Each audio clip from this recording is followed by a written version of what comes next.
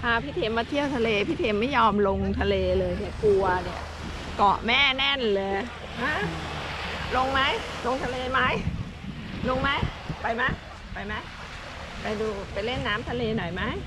กลัวเนี่ยกลัวพี่เทมกลัว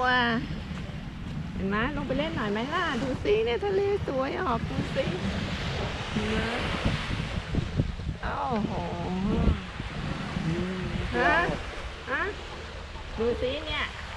น้องหมายังลงเล่นน้ำทะเลเลยป้าแล้วพี่เทมมันไม่ยอมลง